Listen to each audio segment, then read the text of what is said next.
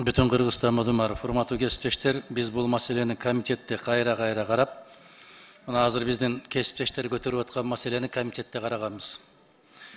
Бирок жооп ала алган жокпуз. Мен кече айттым, ары карап ыйлап, бери карап күлүп туруп, баткен дегендик үчүн колдоп коебуз. Бирок мен ишенбейм бул долбоордун аткарылышына деп. Себеп ошол жерде бир жазуу бар, урматтуу кесиптештер, карап көрсөңүздөр. Социалдык туруктуулукту коргоого, кармоого дагы каражат деп койгон да бул кээде. Эгер ушул долбоор боюнча иштелет, эгер социалдык туруктуулук болбосо, ошол социалдык туруктуулукка кетет деген жагдай бар, туурабы, Руслан мырза?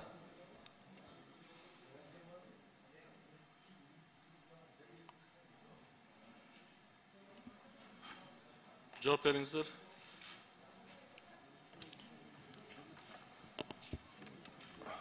Адахан Кимсамович, кайсы беренесин айтып атасыз, бир бизге айтып коюңузчу.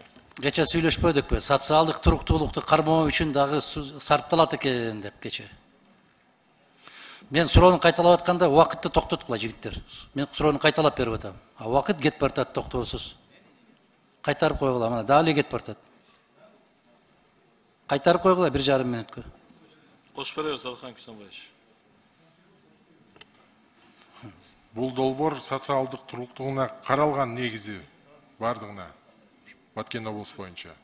Силер билбейсиңер, артыңарда могул жигит турат, ошо жигит түшүнөт. Адатта жетекчилер эч нерсе түшүнбөйсүңөр. Сиз жооп берип койсоңуз. Саламатсыздарбы, Айбек Кадыров. Бул долбоор өзүңүз айткандай социально-экономический баягы өнүгүүгө каралган.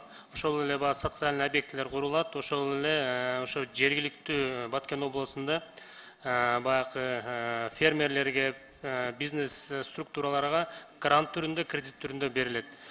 Бул бирден бир баягы инструмент, чтоб ошо Баткен облусунун элинин социалдык туруктуулугун колдоо максатында каралган проекттин бири.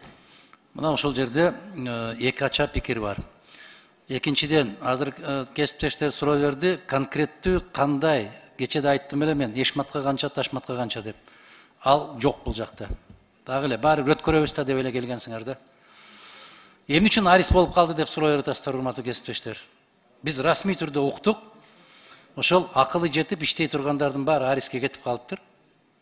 Кыргыз өкмөтүндө ал деңгээлге иштей турган кишилер калбай калыптыр. Ошон үчүн ариске берип атыптыр. Бул расмий жооп болду да комитеттен. Бул менин жообум эмес. Ошондуктан мен стенограмма үчүн гана айттым. Кийин бул тарыхый факт болуп калат. Баткендин атына жамынып алып туруп, башка тараптарга иштелип кете турган каражат катарында көрүп койсоңуздар болот. Себеби ал жерде бир статья бар. Эгерде социалдык туруксуздук болуп калган болсо, ошол социалдык туруктуулукту сактоо үчүн дагы жумшалат деген жери бар.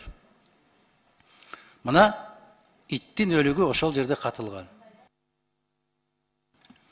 Суроо кайталанып калды, урматтуу аппарат, 20 секунд кошуп бериңиздер. Ошол жерде катылган. Бирок дагы бир жолу айталы.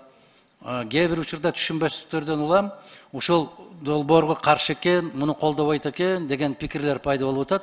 Биз кош колдоп, кош буттап колдойбуз. Бирок ушул документтин ичиндеги тактыкты гана түздөп койгула деп атабыз биз. Бөтөн жакка кетип калбасын. Каражат бөтөн жакка кетүүнүн мүмкүнчүлүгү ал жерде коюлган, көрсөтүлгөн. Ушуну гана баса белгилеп айтып коюу зарыл. Рахмат.